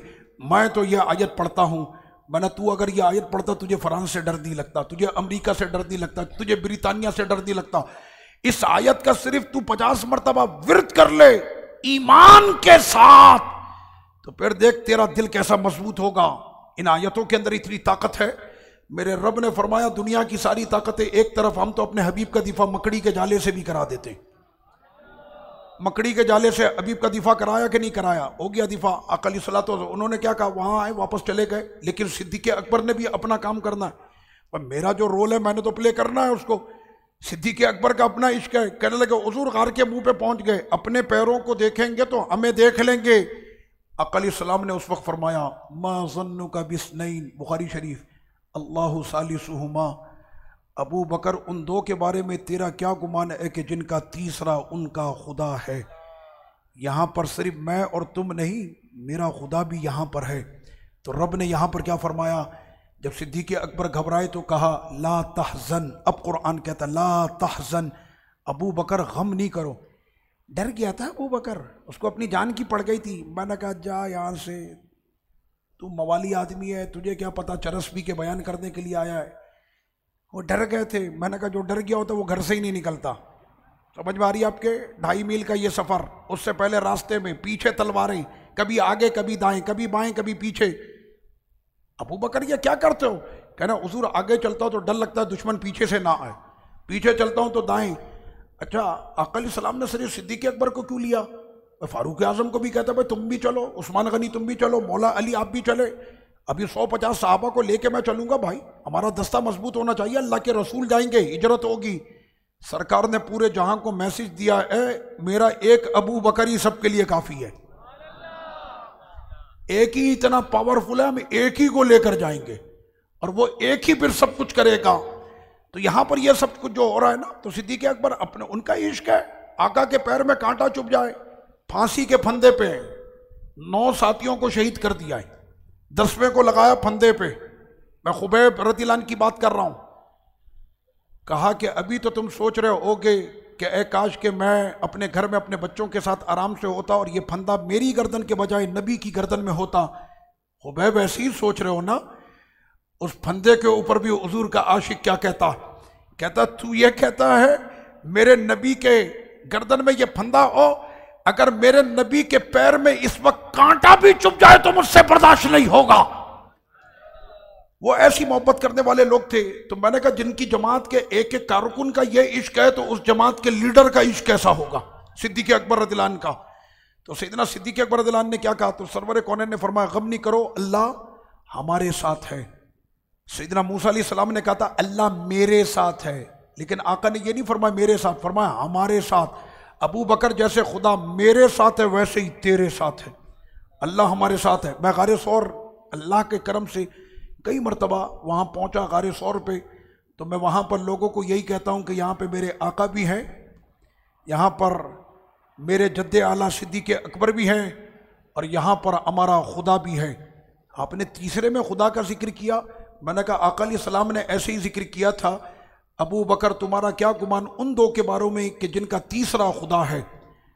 तीसरा हमने तो बचपन से पढ़ा, पहला खुदा है, पहला खुदा है, लेकिन आका फरमा रहे हैं कि आज जो नबी पर कुर्बान होने के लिए सबसे पहले उतरा वो पहला है, जिसने ये बात की उससे वो सानी दूसरा है, और उन दो की मदद के लिए जो वहां पर मौजूद है वो तीसरा खुदा है। सिद्दीक़ अकबर को आज अव्वलियत का लक़ब दिया है सरकार ने, सिद्दीक़ अकबर को अव्वलियत का ये मकाम आका अलैहिस्सलाम ने वहां पर अता फरमा दिया। ये कुरान और बुखारी शरीफ की हदीस से मसला पता चला। आगे चलें, रब्बे करीम ने फिर यहाँ पर सिद्दीक़ अकबर रज़ियल्लाहु अन्हु के हवाले से ही जिक्र हुआ। तबूक का मौका है, आयत नंबर 58 सिद्दीक़ अकबर रज़ियल्लाहु अन्हु ने तबूक के मौके पर क्या पेश किया था। देखिए सवालात तो चलते रहेंगे, तरबियती नशिस्त है ना अल्लाह के मेहमानों के साथ। जी सिद्दीक़ अकबर ने क्या पेश किया था यार, बचपन से हम लोग पढ़ते आ रहे हैं, स्कूल में हमने पढ़ा है, क्या फर्रा दे के पास हुए हो क्या, स्कूल में पढ़ा है कि नहीं पढ़ा है। हाँ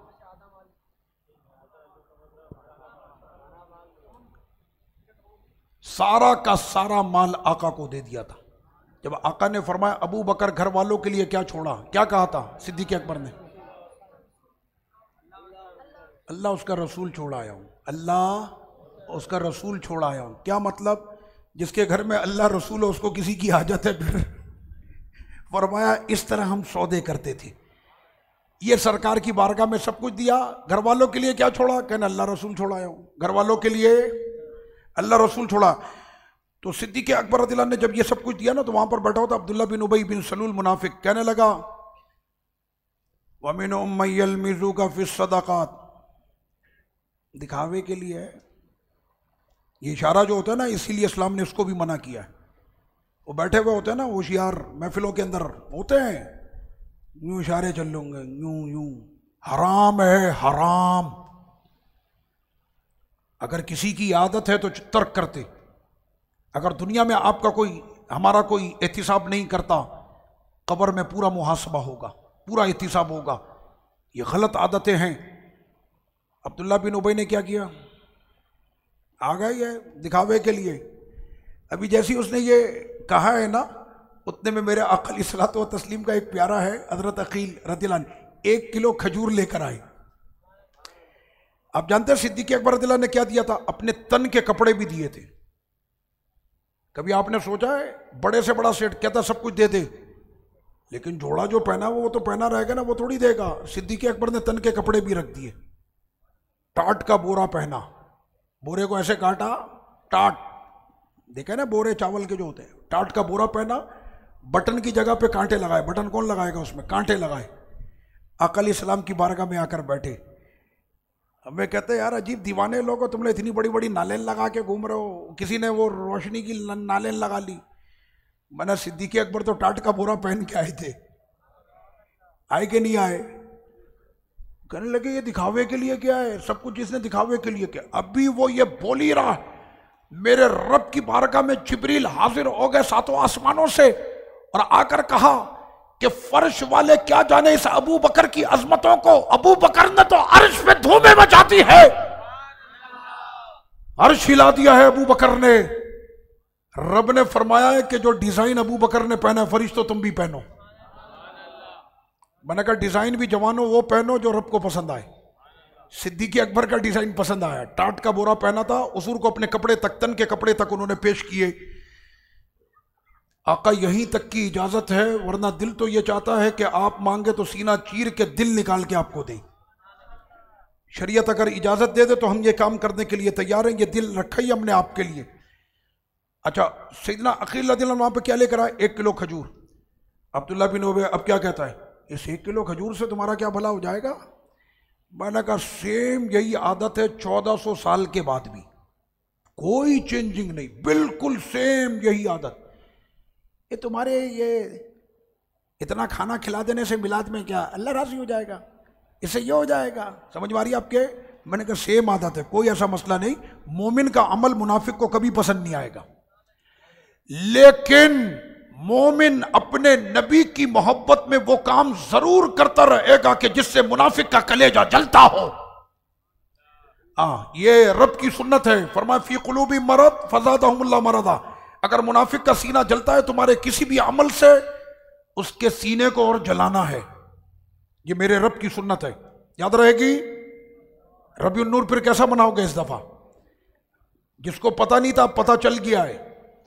अब तो ऐसा होना चाहिए कि हर रोज ऐसा लगे कि मिलादे मुस्तफ़ा हो रहा है। जहां बैठे वहां हुजूर का जिक्र होगा, जहां बैठे हुजूर की बात होगी, हुजूर की नात होगी। ये मोमिन की जिंदगी है ही। जमीनो ज़बां, मकीनो मकां, दहन में ज़बां, बदन में है जहां, हम आए यहां, उठे भी वहां। ये सारा मामला है सरवर कौनैन सल्लल्लाहु अलैहि वसल्लम से। बिलाल अजान नहीं देते, आप अजान देते हैं ना, आपकी गर्दन सबसे ऊंची होगी मैशर में। एक बिलाल के सदक़े अल्लाह ने सारे मौज़िनों के मकाम को बुलंद कर दिया। आका ने पर्दा फरमाया, हज़रत बिलाल को कहा अजान दो। अब नहीं दे सकता। अजान देना सवाब का काम है, सवाब का काम है कि नहीं? मौज़िन की गर्दन सबसे बुलंद होगी मैशर में। ये मेरे नाम को बुलंद करता था, आज हमने इसके मकाम को बुलंद कर दिया। अलग नजर आएगा जो मौज़िन है मस्जिद का, उसका ये मकाम होता है। बिलाल आप अज़ान नहीं देते? नहीं, अब नहीं दी जाएगी। सवाब का काम है, आप सवाब के काम से मना कर रहे हैं। आप लोग तो सवाब के लिए आगे बढ़ते हैं, अब क्यों नहीं दी जाएगी? वो अजान में जिनका नाम लेता था ना, अब वो सामने जब नजर नहीं आएंगे तो बिलाल से अजान भी नहीं दी जाएगी। हसनैन करीमैन शहजादे आए, कहने चचा बिलाल हमको वही अजान सुनाए ना जो हमारे नाना को सुनाते थे। और हज़रत बिलाल जिस वक्त में आए थे ना, आका ख्वाब में आए थे उनके, और हज़रत बिलाल चले गए तो हुजूर के विसाल के बाद मदीना छोड़ के चले गए थे। आप कहना अब हुजूर नहीं, अब मैं मदीने में रह भी नहीं सकता, ऐसा इश्क, चले गए। तो हज़रत बिलाल कहाँ पर आए? शाम में। ख्वाब में मेरे आका तशरीफ़ लाए, फरमाया बिलाल ये वफ़ा नहीं, ये तो जफ़ा है, हमारी याद नहीं आती। बस हुजूर को ख्वाब में देखा, बेकरार दौड़े मदीने पाक की तरफ। पहुंचे शहर मदीना में, बिलाल की आमद हुई मदीने में। ऐसा कोहराम बरपा था कि बच्चे गलियों में निकल गए और मर्द जो है वो सड़कों पर, और इस्तकबाल हो रहा बिलाल अफशी का। देखने वाले बिलाल को देख रहे थे, लेकिन सुनने वाले उस हंगामे को और उस चहल पहल को देखने के बाद ऐसा लग रहा था बिलाल नहीं आ गए, जैसे सरकार आ गए। ऐसा मदीने में समा बंधा था हजरत बिलाल की आमद पे। सिद्दीक़ अकबर ने कहा बिलाल अजान दो ना, कहने नहीं दी जाएगी। अमीरुल मोमिनीन नहीं दी जाएगी। फारूक आजम के अजान दो ना, कहने नहीं दी जाएगी। कहना हमें तरीका पता है बिलाल के दिल को कैसे अपनी तरफ हमने मोह लेना है। दोनों शहजादों को बुलाओ, उनकी बात नहीं टालेंगे। आए दोनों शहजादे हसनैन करीमैन आए। उन्होंने कहा चचा बिलाल वो अजान सुना जो हमारे नाना जान को आप सुनाते थे। खड़े हुए हजरत बिलाल अजान देने के लिए, और जिस वक्त में पहुंचे आप अशहदु अन्ना मुहम्मद रसूलुल्लाह, इन लफ्ज़ों पर जब आप पहुंचे तो ऐसे आपने मिंबर रसूल की जानिब देखा। आप अजान देते वक्त भी अशहदु अन्ना मुहम्मद रसूलुल्लाह जब पढ़ते थे तो मिंबर की तरफ देखते थे तो आका देख के मुस्कुरा रहे होते थे। तो हुजूर का वो मुस्कुराता चेहरा जब उस दिन बिलाल को नजर नहीं आया, वहीं पर गिरकर बेहोश हो गए और अजान पूरी नहीं कर सके। और कहा कि अब मुझे नहीं कहना अजान कहने का। कहने क्यों अजान नहीं देते? कहने कैसे अजान दे, हमने तो ये ज़बान भी रखी थी अपने नबी के लिए, दहन में ज़बान तुम्हारे लिए, बदन में है जान तुम्हारे लिए। ऐसी मोहब्बत वो आका के गुलाम करते थे। तो अब्दुल्ला बिन उबई मुनाफिक वो कहने लगा कि तुम्हारी इस 1 किलो खजूर से मुसलमानों तुम्हारा क्या भला होगा। आयत नंबर 79 में रब्बे करीम ने अब अब्दुल्ला बिन उबई इब्न सलूल मुनाफिक को जवाब दिया, अल्लज़ीना यल्मिज़ून अल-मुत्तव्विईन मिनल मुमिनीन फ़ी सदाक़ात। ओ अब्दुल्ला बिन उबई, तू अकील की 1 किलो खजूर को देखकर हंसता है कि इस 1 किलो खजूर से मुसलमानों का क्या भला होगा। तुझ पर ओ लानत, तुझ पर ओ रब का अज़ाब, तू जाए जहन्नम में। और तुझे पता ही नहीं उसकी 1 किलो खजूर के पीछे उसका पूरी रात का मुशक्कत और इखलास कैसी है। जब हजरत अकील को पता चला ना कि आका ने फरमाया कुछ लेकर आना, हमने जंग लड़ दी है, सामान की जरूरत है, घर में नजर डाली तो कई दिन हो गए थे अपने बच्चों ने कुछ नहीं खाया था। अब आका की बारगाह में खाली आज जाएं तो आंखों में शर्म नबी, मिजाज में खौफ खुदा, आंखों में शर्म नबी, हम इन आंखों को लेकर हुजूर के दरबार में खाली आज जाए कैसे? मालूम किया कोई काम है, कहना फला मकाम पर एक यहूदी का बाग है, सारी रात पानी डालो, सुबह 2 किलो खजूर के पैसे उनको मिल गए। बच्चे इतने भूखे थे, अगर 2 किलो क्या 20 किलो भी ले जाते तो बच्चे खा लेते। आपने क्या किया, 1 किलो खजूर छुपा दी, 1 किलो खजूर बच्चों को दी और दूसरी किलो खजूर लेकर हुजूर की बारगाह में पहुंचे। मैंने कहा दीन की राह में दो तो इस इखलास के साथ दो कि हमें तो देने के बाद इत्तला और ऐलान भी करवाने पड़ते हैं कि जनाब इसने इतनी सेरी कराई, इसने इतनी इफ्तारी कराई, इसने इतने राशन बांटे, सोशल मीडिया पे, प्रिंट मीडिया पे, अखबारों की जीनत। लेकिन अकील ने जब 1 किलो खजूर इखलास के साथ दी, मेरे रब ने उसकी 1 किलो खजूर की शान कुरान में बयान कर दी और कयामत तक उस 1 किलो खजूर की शान बयान होती रहेगी। तो रब करीम ने फिर यहां पर फरमाया कि तुम लोग मस्खरा करते हो, फयस्खरूना, वो मस्खरा करते हैं, मजाक उड़ाते हैं। अब तुम तैयार हो जाओ, अल्लाह की तरफ से जो तुम पर आने वाला है ना, हाँ, अपनी शान के मुताबिक वो तुम पर जो दर्दनाक अजाब मुसल्लत करेगा। लो भाई, दर्दनाक अजाब आ गया अब्दुल्ला बिन उबई के लिए। वो अजाब क्या था? आयत नंबर 80 सूरत तौबा। ए महबूब, आप चाहे इसकी बख्शिश करें या आप इसकी बख्शिश ना करें या आप 70 मरतबा भी इसकी बख्शिश करें, हरगिज़ अल्लाह इस मुनाफिक को नहीं बख्शेगा। सिर्फ ये अल्लाह का नाफरमान नहीं, सिर्फ ये नबी का गुस्ताख नहीं, बल्कि ये हबीब के गुलामों की अदाओं का गुस्ताख है। हबीब आप 70 मरतबा भी कहेंगे तब भी अल्लाह इसको नहीं बख्शेगा। हालांकि 5वें पारे में रब ने फरमाया कि मोमिन सिर्फ हबीब के दरबार में जाए और हबीब को अपना सफारिशी बनाए। मैं आ गया हुजूर आपकी बारगाह में, अल्लाह से हमारी तौबा कबूल करवा दें। अगर हबीब ने नजर करम कर दी, रब करीम ने तौबा कबूल कर ली। सिर्फ महबूब के दरबार में गुलाम पहुंचे और यूं करके उसको बख्श दिया जाता है। लेकिन मुनाफिक के लिए रब ने क्या फरमाया कि 70 मरतबा भी हबीब आप भी कहेंगे। क्यों? मेरे आका के दिल की नरमी इतनी है कि हो सकता है कि हबीब कह दें। और हुआ क्या, अब्दुल्ला बिन उबई जब मरा है ना, तो आका अलैहिस्सलातु वस्सलाम के पास उसका बेटा आया, कहने लगा कि मेरे बाप का इंतकाल हो गया, मुझे चादर भी दीजिए, मैं अपने बाप के लिए कफन देना चाहता हूँ और मेरे बाप का जनाजा आपने पढ़ाना है। अब्दुल्ला बिन उबई का बेटा हुजूर का गुलाम था। तो आका अलैहिस्सलातु वस्सलाम तशरीफ़ लाए और आपने जनाजा पढ़ा दिया। मेरे रब ने उसी वक्त कुरान की आयत उतारी, आयत नंबर 84, याद कर लें, इसलिए कि लोग हुजूर के अखलाक को बयान करते। उन्होंने तो अब्दुल्ला बिन उबई का भी जनाजा पढ़ा दिया था जिसने सारी जिंदगी हुजूर को अजियत और तकलीफ दी थी। ये हुजूर के आला अखलाक है। आगे का भी तो बताओ, जब जनाजा पढ़ा दिया फिर क्या हुआ? रब ने फरमाया हबीब ये तो हो गया, आज के बाद किसी ऐसे बेईमान का जनाजा आपने पढ़ाना ही नहीं है, नहीं पढ़ाना, और ना ही आपने उनकी कब्र पे खड़ा होना है। इसलिए कि खलील के कदम आग में जाए तो आग बाग बन जाती है, हबीब के कदम आ गए तो आपने आना भी नहीं है, ना जनाजा पढ़ाना है, ना आपने इनकी कब्र पे आना है। और ये लोग मर गए कि जिन्होंने इनकार किया अल्लाह का, उसके रसूल का, और वो मरे तो वो अपने फिस्क में मुब्तला थे। अब्दुल्ला बिन उबई ने सरवर कौनैन सल्लल्लाहु अलैहि वसल्लम के साथ बैठकर वो चुटकुले छोड़ता था। समझते हैं आप चुटकुले? हमारे यहाँ फितना परवर किस्म के लोग होते हैं जिनकी काम होता है चुटकुले छोड़ना, किसी भी चीज़ के ऊपर लेकर, इसलिए उसके पास कोई काम नहीं होता। जो फालतू होते हैं ना, उनके पास यही काम होता है। तो बैठा वो अपने चुटकुले छोड़ता था। रब करीम ने उसके उन चुटकुलों के ऊपर, क्योंकि वो होते थे आका अलैहिस्सलाम पर, मेरे रब के अल्फाज कुरान की आयत के तेवर देखे कैसे तेवर हैं, अल्लाह अकबर। फरमाया रब करीम ने कि वो मुनाफिकीन के जो ए हबीब आपके साथ इस्तेज़ा करते हैं, और इस्तेज़ा करने के बाद जब उनसे पूछा जाता है तुम अल्लाह के रसूल के साथ इस्तेज़ा करते हो, मजाक करते हो, तो वो क्या कहते हैं? कहते नहीं, हम तो ऐसी मजाक कर रहे थे, ऐसे ही मजाक कर रहे थे। अब सुने रब ने क्या फरमाया, आयत नंबर 65। मेरे हबीब आप इनसे कहिए, मजाक करने के लिए तुमको अल्लाह मिला है, उसकी आयतें मिली हैं, उसका रसूल मिला है। आयतों की बात तो नहीं हुई, अल्लाह की बात तो नहीं हुई, सिर्फ बात हुई है रसूल की।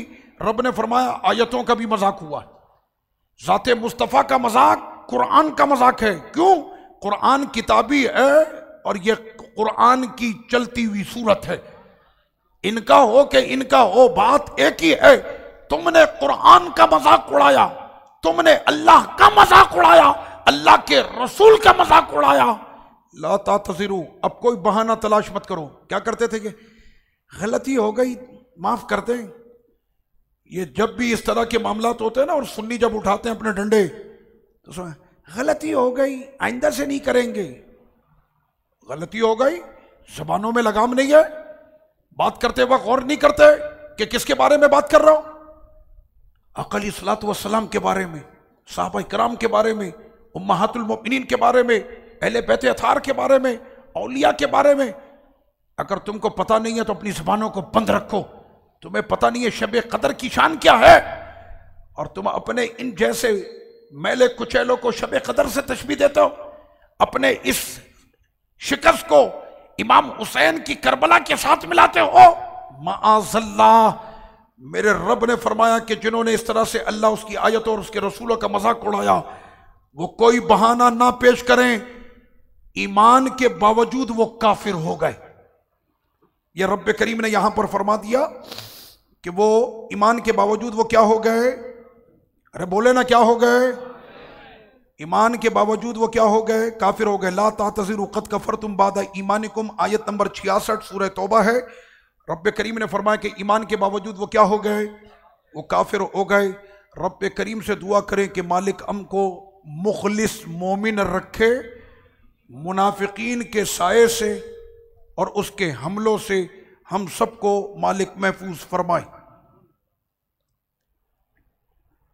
सल्लल्लाहु अलैहि वसल्लम।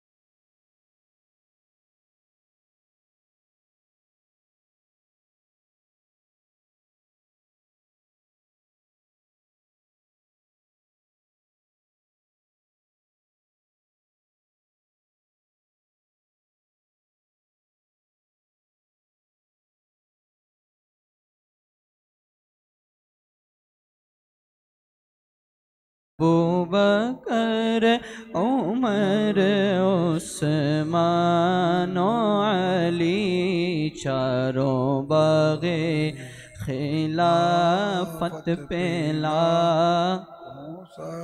जिनका आंचल न देखा माओ मेहर ने उस दाए नज़ाहत पेला हो सलाम गौसे आज़म इमाम पन्नों का जलवाए शान कुदरत पेला हो सलाम मुझसे खिदमत के कुदसी कहेगा रज़ा, मुझसे खिदमत के कुदसी कहे रज़ा, मुस्तफ़ा जाने रहमत पेला खो सलाम शम्अ बज़ में हिदायत पे लाखों सलाम। अल्लाहुम्मा सल्ली अला सय्यिदिना व नबिय्यिना मौलाना मुहम्मद व अला आलिहि व सहबिहि व बारिक व सल्लिम।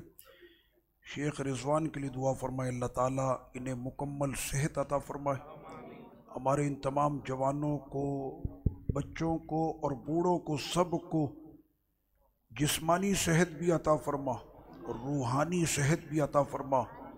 ऐ मेरे मालिक, मैंने तेरे हबीब के इश्क में जो ज़बान खोली है, उन लफ्ज़ों की तासीर इनके दिलों में डाल दे और ये इश्क फिर इनकी नस्लों में मुंतकिल हो। ऐ मेरे मालिक, मेरे इन लफ्ज़ों को अपने इन मेहमानों के इन चमकते चेहरों के सदक़े अपनी बारगाह में कबूल फरमा।